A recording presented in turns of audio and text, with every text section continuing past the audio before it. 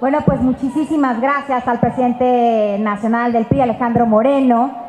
Y esta tarde nos acompañan para estos diálogos la senadora Beatriz Paredes, el diputado Ildefonso Guajardo, el gobernador Alejandro Murat y el exsecretario de Relaciones Exteriores, José Ángel Gurría. Nuestra primera ponente de esta tarde será la senadora Beatriz Paredes, quien tendrá 45 minutos para su exposición. Y después habrán unos 15 minutos para una sesión de preguntas y respuestas.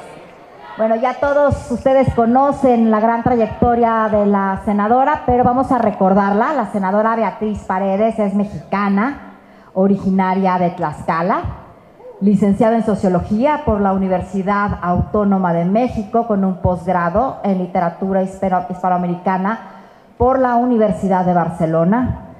Es autora de varios libros y numerosos artículos para revistas, es editorialista. Actualmente es senadora de la República y presidenta de la Comisión de Relaciones Exteriores de América Latina y el Caribe en el Senado de la República. Es integrante de la Comisión de Relaciones Exteriores de Agricultura, Ganadería, Pesca y Desarrollo Rural, de Educación, de Asuntos Fronterizos y Migratorios, de Medio Ambiente, de Recursos Naturales y Cambio Climático, de Recursos Hidráulicos, de Seguridad Social, de Organismos Internacionales y de la Comisión Bicameral de Seguridad Nacional. En materia internacional se ha desempeñado en diversas y muy importantes responsabilidades. Ha sido una destacada embajadora de México en Cuba, embajadora de México en Brasil y presidenta del Parlamento Latinoamericano. Fue integrante del Consejo Consultivo de la UNICEF y es miembro del International Women's Forum y del Inter-American Dialogue. En el Poder Legislativo Federal se ha desempeñado como senadora en la legislatura 57 y ha sido diputada federal en las legislaturas 51, 53, 58 y 61, habiendo presidido también la Cámara de Diputados y el Congreso de la Unión. En el Poder Ejecutivo Federal se ha desempeñado como subsecretaria de Gobierno y subsecretaria de Desarrollo Político en la Secretaría de Gobernación, así como subsecretaria de Capacitación y Desarrollo Agrario de la Secretaría de la Reforma Agraria. En el sector financiero fue integrante de los consejos de Banrural, de Banobras y ha sido también miembro del Consejo Consultivo del BID. Ha sido gobernadora de su estado natal, en Tlaxcala, así como diputada local en el Congreso de Tlaxcala en la legislatura número 48. Ha recibido, entre otras condecoraciones, de la República Federativa de Brasil, del Reino de España, de la República de Cuba y del Congreso de Guatemala. También ha sido acreedora de muchos reconocimientos: Mujer del Año, del Patronato México en la Mujer del Año, Mujer que hace la diferencia, del International Women's Forum, Mujer en el Desarrollo Rural, del Instituto Interamericano de Agricultura, Mujer Hispana, otorgada por la Fundación México-Americana, y de la Medalla Rosario Castellanos. En las tareas partidistas ha sido presidenta del Comité Ejecutivo Nacional del PRI, presidenta de la Fundación Colosio y dirigente nacional de la Confederación Nacional Campesina. Así que un fuerte abrazo y demos la bienvenida a Beatriz Paredes.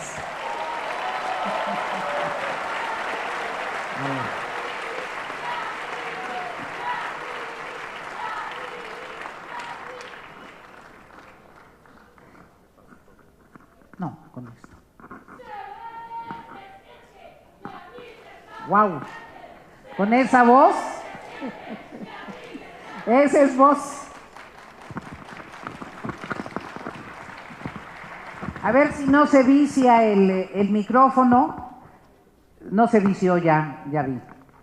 Señor presidente del Comité Ejecutivo Nacional de nuestro partido, el Revolucionario Institucional, señora secretaria general, estimable coordinador de la fracción del PRI de los diputados, estimable vicecoordinador de la fracción de los senadores, muy queridos expresidentes del Comité Ejecutivo Nacional de nuestro partido que se encuentran entre nosotros, Manlio Fabio Beltrones, mi amigo, licenciado José Antonio González Fernández, licenciado Pedro Joaquín Codwell, compañeras y compañeros dirigentes de los sectores y organizaciones de nuestro partido, Carlos Aceves del Olmo, mi compañero senador, Cristina Ruiz, dirigente del sector popular, Leti Barrera, mi líder, dirigente de la Confederación Nacional Campesina, compañeros dirigentes de los jóvenes, destacados integrantes del Comité Ejecutivo Nacional, legisladoras y legisladores que se encuentran entre nosotros, amigo Ildefonso Guajardo, amigo José Ángel Gurría, amigo Alejandro Murat, compañeras y compañeros, amigos todos, distinguidos invitados especiales, compañeros integrantes del Consejo Político, señoras y señores exgobernadores, compañeras y compañeros. Agradezco la convocatoria para participar en este magno evento, Diálogos por México, que nos permitirá compartir reflexiones sobre el destino nacional y proyectar ante la sociedad mexicana lo que verdaderamente le da sentido a un partido político: el abrazar causas, el comprometerse con mejorar el desarrollo del país en donde participa. Siempre es grato regresar a mi casa, a esta institución política que conozco de fondo y de raíz. Yo vengo de la Confederación Nacional Campesina. Soy militante desde la vanguardia juvenil agrarista. Pude participar en la fundación del Movimiento Nacional Juvenil Revolucionario, que dio origen a lo que actualmente es la Red de Jóvenes por México. Soy, pues, una militante que desde un comité regional campesino pudo alcanzar el gran honor de ser la primera mujer en dirigir la Confederación Nacional Campesina. Presidí la Fundación Colosio, honrar a un correligionario cuyos ideales nos inspiran. Arriba Luis Donaldo Colosio.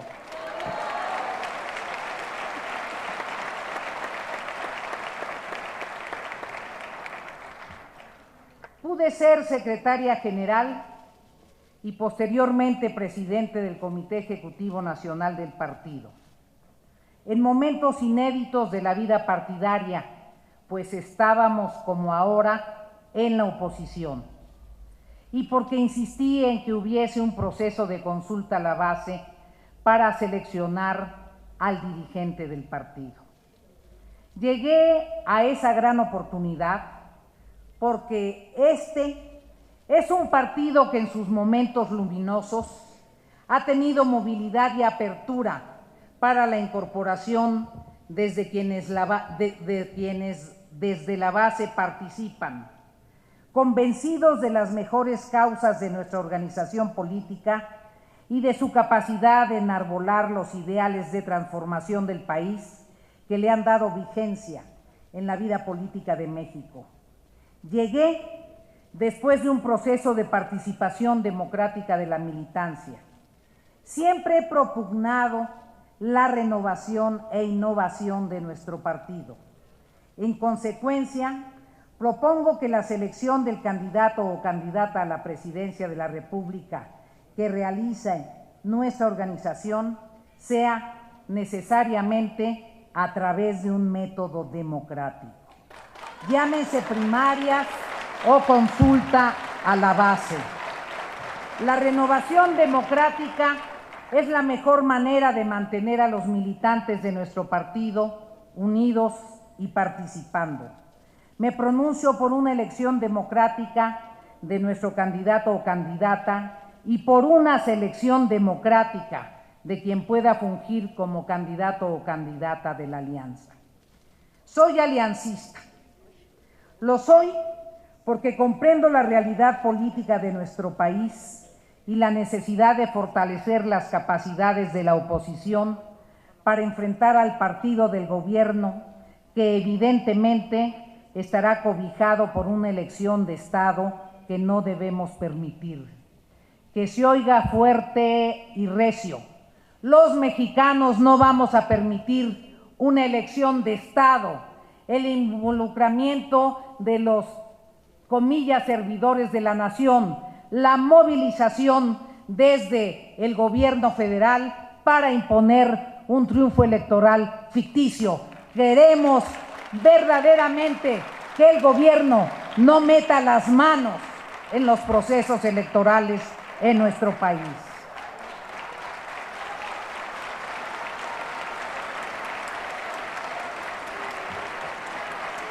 Soy aliancista.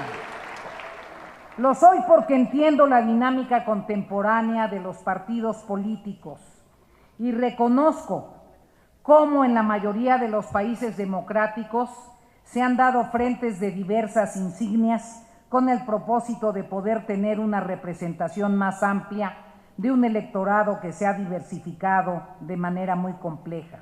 Soy aliancista, porque en el Senado de la República hemos podido integrar un bloque de contención que ha sido fundamental para cuidar de los intereses de México ante las propuestas que pretenden destruir las instituciones de nuestro país y la armonía de la sociedad encauzada por el marco constitucional que nos rige. En ese sentido, me dio mucho gusto escuchar de nuestro dirigente la decisión plena del partido para seguir convocando a una alianza lo suficientemente amplia, con una gran presencia de la ciudadanía. Considero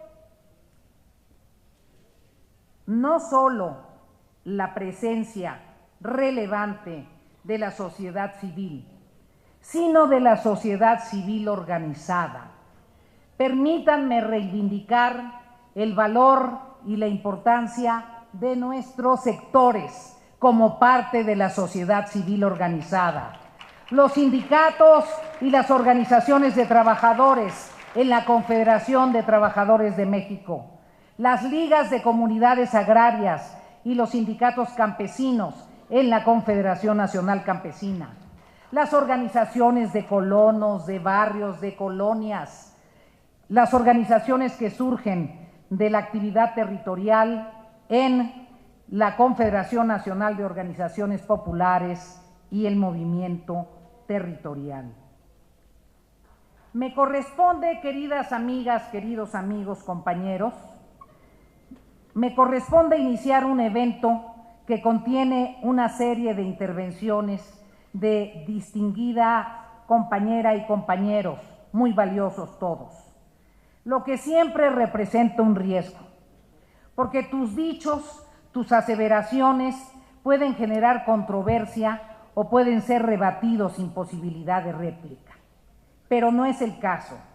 Estamos aquí, compañeras y compañeros, que somos correligionarios, que somos militantes o simpatizantes de una misma organización, incluso amigos. Y eso supone que tenemos una base común, un soporte común en la visión sobre nuestro país. Lo ideal en este ejercicio es que se evidencie ante la sociedad mexicana la riqueza de los cuadros que existen en nuestro partido y también la capacidad de formar equipo. Lo ideal es que no se generen rivalidades o competencias estériles. Probablemente, y no lo ignoro, algunas y algunos compañeros que no estén convocados tienen también méritos suficientes para participar en la próxima selección de la candidatura presidencial. El tiempo irá fijando su ritmo y el Comité Nacional tomará las decisiones pertinentes. Desde ya, les aviso a mis compañeras y compañeros que yo estaré, si resulto seleccionada después de un proceso democrático que se haga hacia el interior del partido, convocándoles para que hagamos un gran equipo que sume las capacidades de todos en bien del desarrollo de México.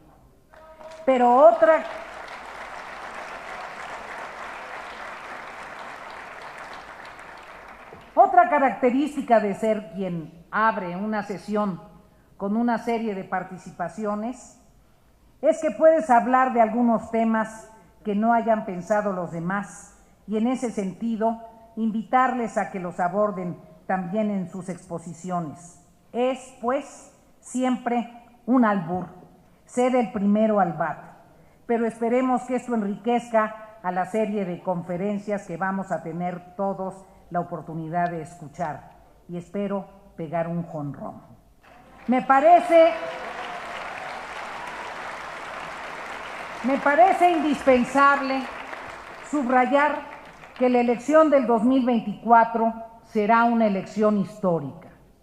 Siempre se dice cuando hay relevos presidenciales que es un momento histórico, pero ahora, precisamente, realmente utilizar ese adjetivo es lo correcto. En otras circunstancias, los relevos de la estafeta presidencial en el sistema político mexicano correspondían a un cambio estrictamente político dentro de la misma visión del sistema o del Estado nacional. En este caso, no. En el curso de su ejercicio gubernamental, el presidente López Obrador ha mencionado que la cuarta transformación, la 4T, es un nuevo proyecto para la vida del país, que se plantea un cambio estructural en el Estado nacional, otra conformación integral. Desde esta perspectiva, sus propuestas corresponden más a una revolución que modifique el orden de las cosas establecidas, que destruya lo existente con la pretensión de construir nuevos marcos de referencia y no se satisface con la evolución democrática del Estado mexicano sobre la base del respeto al marco constitucional. Por ello, existe esta pretensión de perpetuarse, porque la propuesta de la 4T es una nueva definición, el establecimiento de nuevas coordenadas para la conducción del país, de nuevos paradigmas que sean incorporados como propios por la sociedad mexicana. En ese sentido, la importancia de la próxima elección trasciende con mucho los momentos de relevo presidencial que hemos vivido en otras etapas, trasciende con mucho los límites de las organizaciones y de las convocatorias partidistas. La 4T se juega aquí su continuidad. La centralización excesiva del poder en un personaje.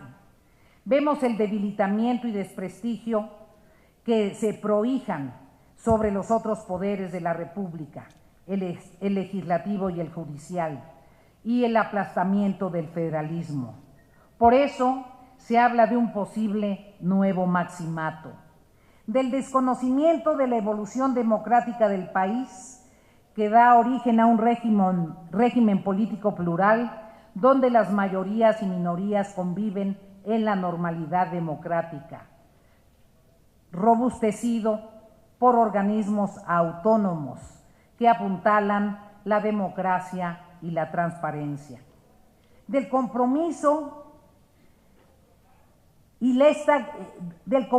negado con las clases medias, de su estigmatización, de su nulificación, donde los deseos de superación de las mismas son señalados y condenados a la exclusión, de la precarización de los trabajadores al servicio del Estado, obligados a cooperar con proyectos políticos que no comparten, de la tensión permanente, la polarización alentada que somete al país a posibles confrontaciones internas y a riesgos innecesarios de confrontaciones internacionales, de la ausencia de crecimiento económico que tiene consecuencias negativas múltiples, de la prevalencia regional de poderes fácticos fuera de la legalidad, de la desnaturalización de nuestro régimen civil.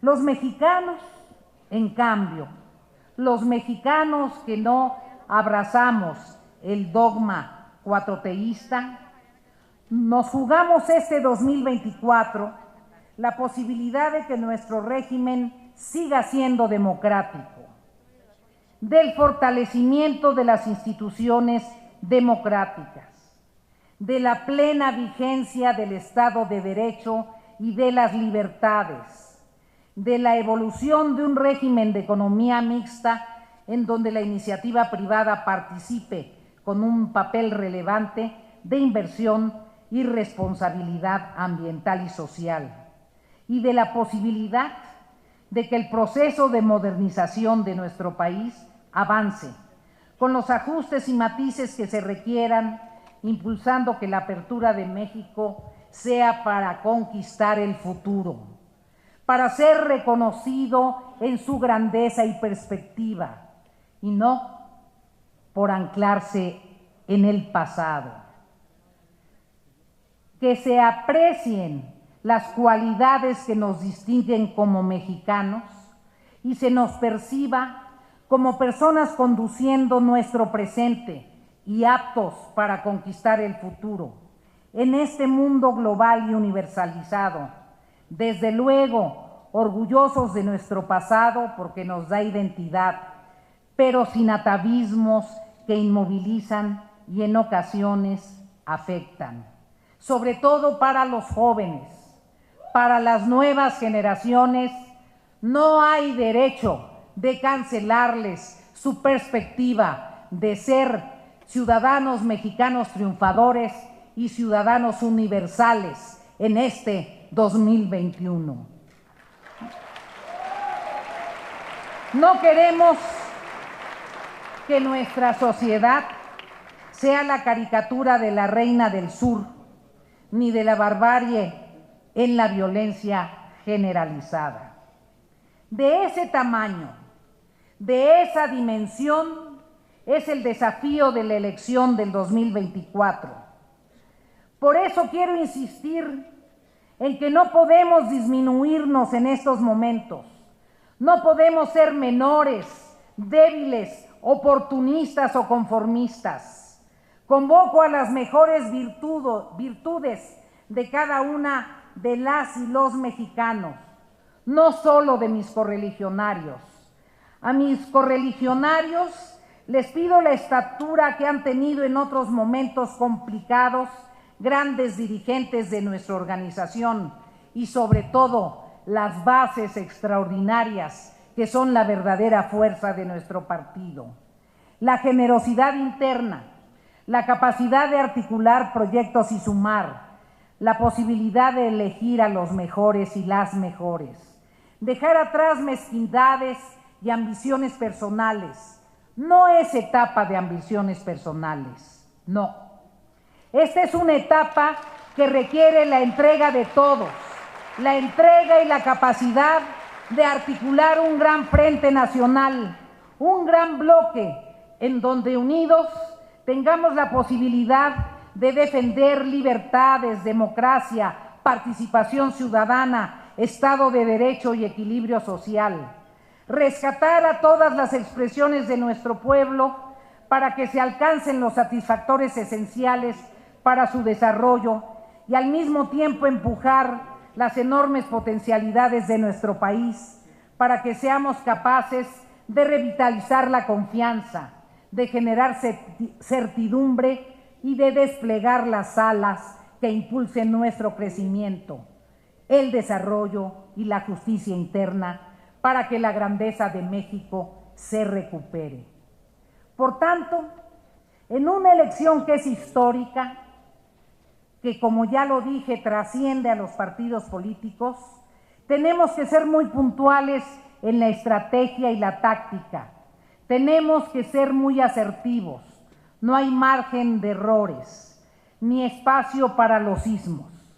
La única posibilidad de victoria es que trabajemos y vayamos juntos con un ideario compartido, con un programa adecuado y con la capacidad de hablarle a cada una y cada uno de los mexicanos y que ellos aprecien que reconocemos nuestros errores y sabemos autocriticarnos, que sabemos corregir para constituirnos en una verdadera opción, que realmente comprendemos el compromiso de representarlos y nos obligamos a bien gobernar.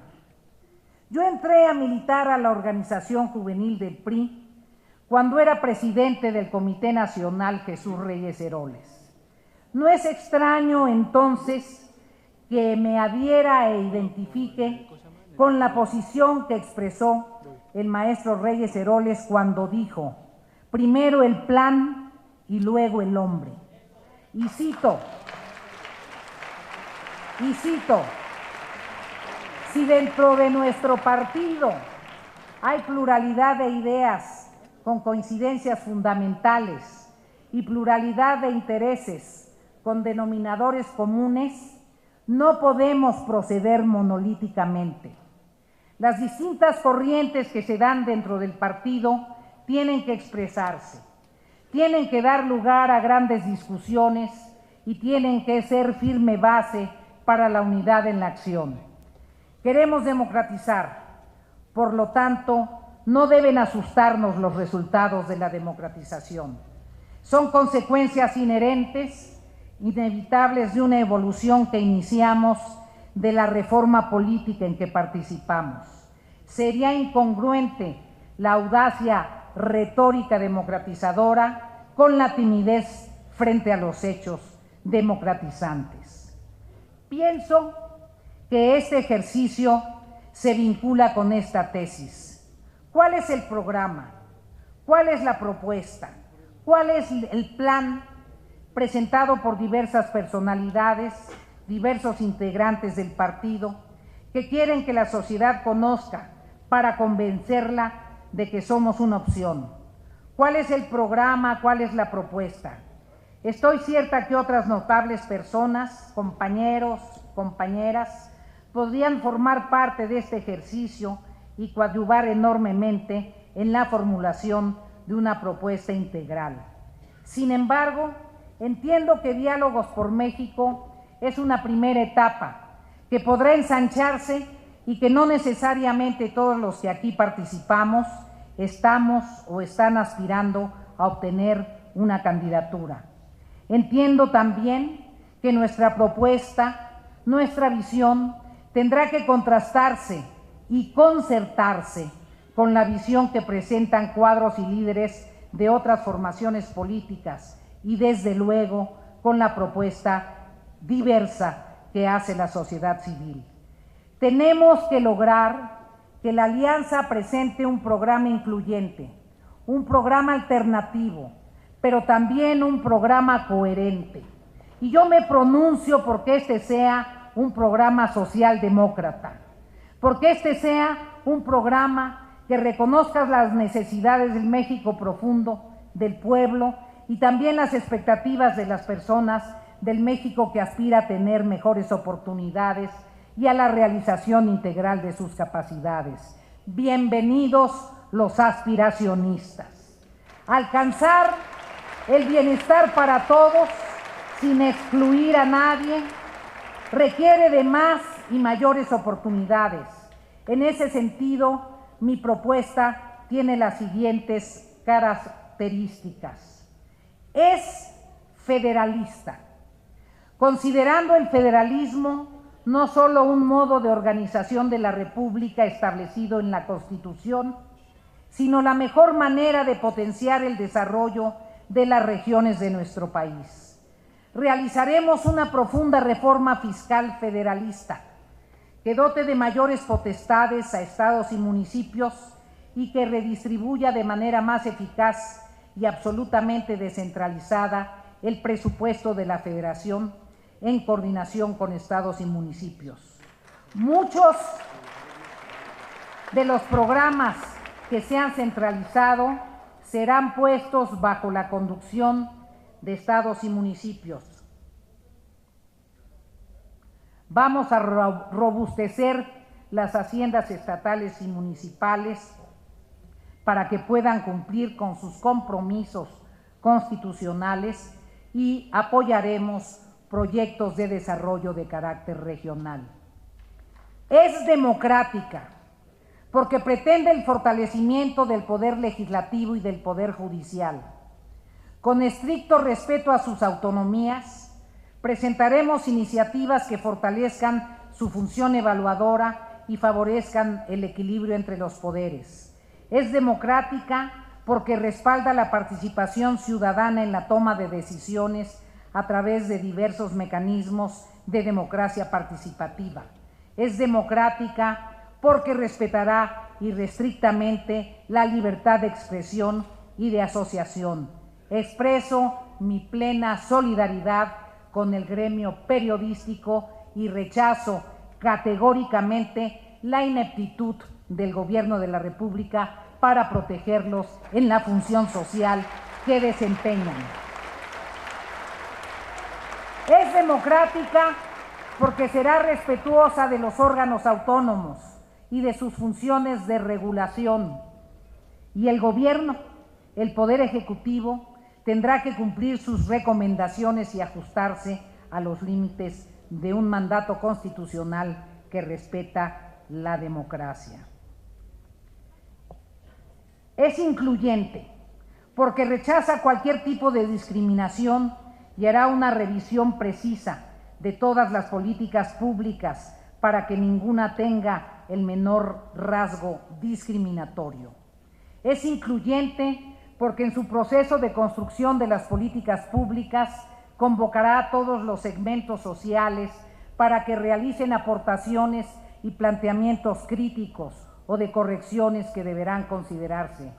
Es incluyente porque ratifica el respeto a mayorías y minorías y la garantía de que sus derechos civiles serán salvaguardados.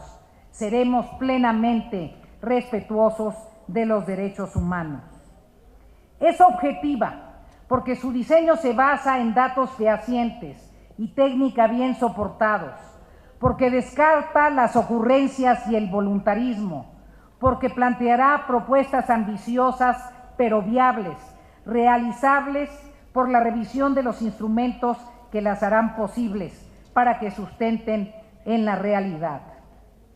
Considera el corto, el mediano y el largo plazo. Propone desarrollo redistributivo y democrático, crecimiento con inclusión y futuro con bienestar. Vivir con igualdad y equidad en derechos y oportunidades, inclusión y solidaridad, certeza y certidumbre para la sociedad y para la inversión, aprovechamiento eficiente, mitigación, sustentabilidad y resiliencia, armonía con la naturaleza, un verdadero compromiso con la restauración y protección del medio ambiente, vinculación con el exterior, una política exterior activa, respetuosa de los acuerdos internacionales, gobierno eficaz, con balances y límites, reformas federalistas y en favor de los poderes legislativo y judicial, transparencia y apego a la legalidad. Todo ello en un marco de plena vigencia del Estado de Derecho. Con esos grandes propósitos, subrayando la naturaleza democrática de esta propuesta y la convocatoria a la alianza, nos pronunciamos por integrar un gobierno de coalición. Le damos continuidad al esfuerzo del diseño para responder a la dinámica de finales del siglo XX e inicios del siglo XXI, que han realizado compañeros exlegisladores, un gobierno de coalición que garantice que nuestra alianza no solo sea electoral, no solo sea legislativa, sino sea gubernamental. Programas comunes, reconocidos y aprobados por los militantes de las organizaciones participantes de la alianza. Con esos propósitos, observamos las políticas sectoriales como instrumentos básicos que se deben alinear a los objetivos planteados, y no como ha venido sucediendo, que las políticas sectoriales subordinen los propósitos del conjunto, los disminuyen y a veces los desaparecen. Abordamos desde ese criterio los temas para los que nos convocaron. Problemática económica. Una política económica centrada en la gente, para alcanzar el bienestar de la gente. Recordemos algunos datos. Ofrecieron en campaña que se iba a crecer primero al 6%, luego que al 4%, luego que al 3%. ¿Qué pasó en la realidad? Cero crecimiento, incluso menos que cero. El crecimiento de la economía fue negativo desde el primer año de la actual administración. El segundo año con el COVID, más negativo, pero eso sí, de los peores en el mundo. 8.3 cayó nuestra economía. Y luego la recuperación se ha dado de manera muy magra, tanto que no alcanza a compensar el nivel de la caída. En 2021 crecimos 4.8% y la perspectiva del Fondo Monetario Internacional para nuestro país es que crecerá este año alrededor del 2%. Si sumáramos aritméticamente estos datos, nos da que el crecimiento del sexenio a la fecha no es cero, sino negativo, menos 1.6%. Aquí los economistas extraordinarios que están participando les podrán traducir al español lo que acabo de decir. Ese es el escenario en el que se aplicará la política económica de la nueva administración. En diciembre de 2024, si no es que algún grave incidente o error lo vuelva aún más dramático, nos encaminamos a ese grave incidente por los cambios en la Secretaría de Economía. ¿Qué hacer? Mover los instrumentos de la política económica al alcance del Estado para superar esta situación y volver a crecer y distribuir justa y adecuadamente los productos del crecimiento. Un presupuesto público equilibrado, orientado a la inversión y a la atención de las prioridades sociales y productivas.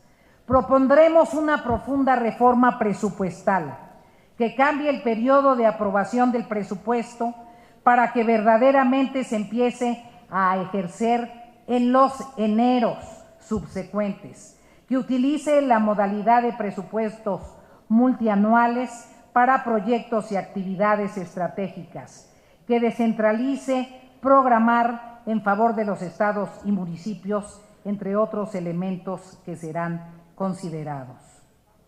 En finanzas públicas, gasto eficiente para generar oportunidades de desarrollo para el pueblo, vigencia del Estado de Derecho, certidumbre a la inversión y a la creación de empleos, exportaciones, infraestructura sostenible para reorientar al país hacia una nueva etapa de crecimiento y bienestar.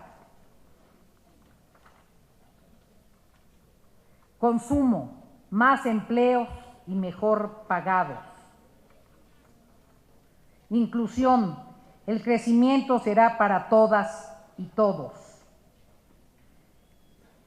Este planteamiento económico lo traemos desagregado, así se lo vamos a entregar a el coordinador, a mi enlace, a Rolando Zapata, que mucho agradezco sus atenciones, pues está especificado con políticas puntuales. Lo que pasa es que había yo entendido al revés el reloj y creí que me sobraba mucho más tiempo.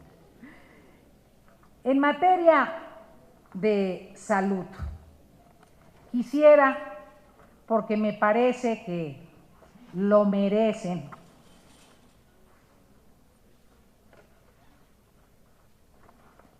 hacer los siguientes comentarios. Gustavo Vaz, doctor Bernardo Sepúlveda, doctor Ignacio Chávez, doctor Salvador Subirán, doctor Horacio Salce, doctor Manuel Velasco Suárez, doctor Guillermo Soberón, doctor Jesús Cumate, doctor José Narro, doctor David Kersenovich, doctor Ramón de la Fuente, doctor Leobardo Ruiz, doctor Luis Guillermo Ibarra, ¿ustedes creen que no tenemos de los mejores doctores en el mundo?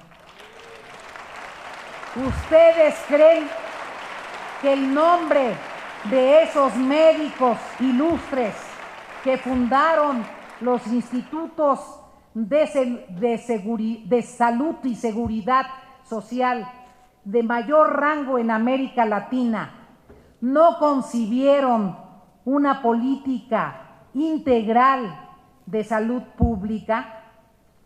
El sistema de salud moderno en México nació en 1943, pero fue la ignorancia supina lo que los hizo creer que había nacido con una estrategia valiosa, pero no estructural, que fue el Seguro Popular.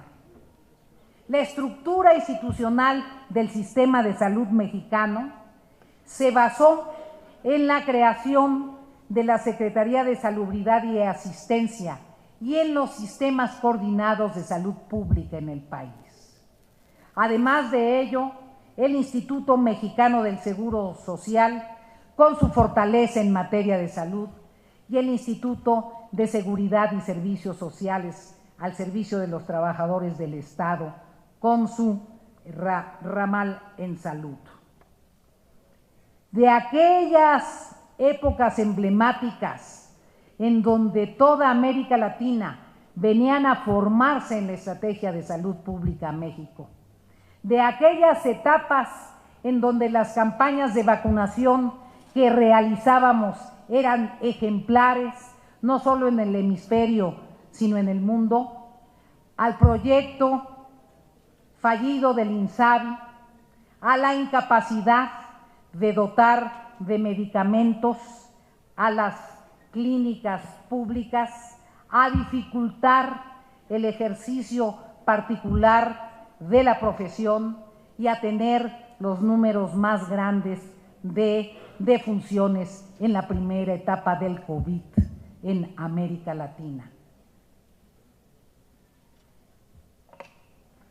Tengo un planteamiento integral en torno a la propuesta de qué debemos hacer para organizar al sistema de salud, pero yo lo resumo en una expresión: aprovechar todo lo que se había hecho bien, rectificar lo que tengamos que rectificar y no cometer tantos errores, tantos y tan graves errores, y respetar al cuerpo médico mexicano.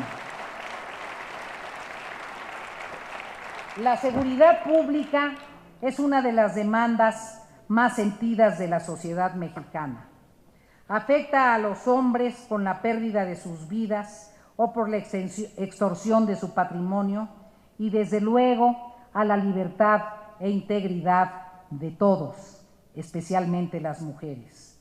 En las regiones más apartadas aprovecha la marginación y la miseria para reclutar halcones y posibles delincuentes.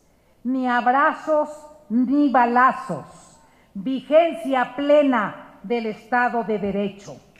De la seguridad pública se habla mucho.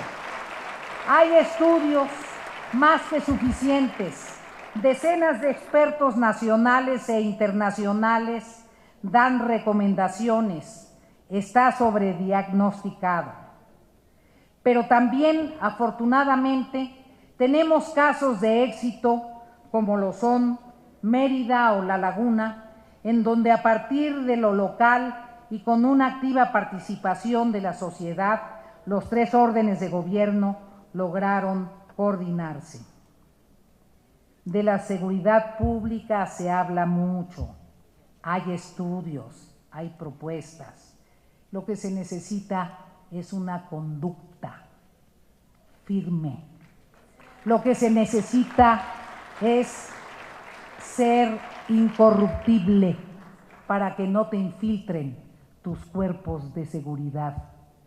Lo que se necesita es un profundo amor al país y asumir los riesgos que significa gobernar. Voluntad política que se debe reflejar en presupuestos suficientes y permanentes. Convocar a la participación ciudadana y de la opinión pública para lograr que nuestro país recupere niveles de certidumbre y seguridad pública, que permitan una convivencia social sana, natural, sin el temor y el miedo que actualmente afecta a muchos mexicanos, en donde la seguridad pública no sea un pretexto para matar a semejantes, sino al contrario, que dé soporte a una visión que sustente motivos para vivir.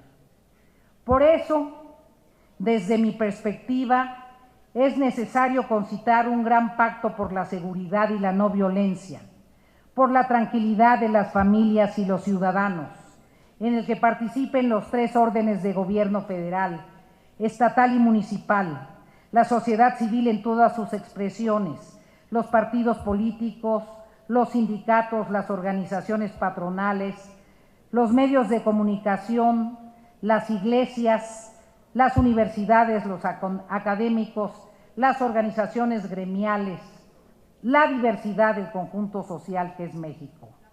Un pacto en favor de la tranquilidad de las familias y de los ciudadanos, por la estabilidad de las regiones, por la prevalencia del Estado de Derecho en todas las zonas de nuestro país.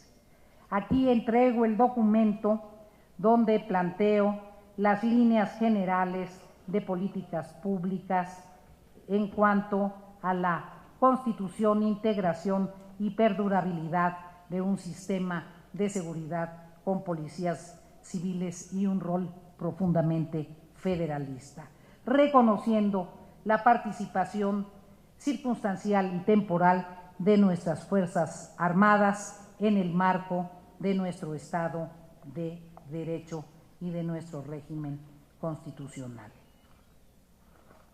Compañeras y compañeros de partido, espero encontrar el final. Tengo un minuto 51, ya no me alcanza el tiempo. Entonces, queridas compañeras, queridos compañeros, algunas de mis mejores amigas y mis mejores amigos me recomendaron no hacer hincapié en este evento de mi militancia partidista. Decían, y no sin razón, que a la sociedad civil no le gustan mucho los priistas, que la sociedad civil estima que el partido está en una etapa decadente y que el fardo de cargar con el desprestigio de nuestro partido era incorrecto en una estrategia electoral. Yo no puedo negar lo que soy. Soy una militante que viene desde la base.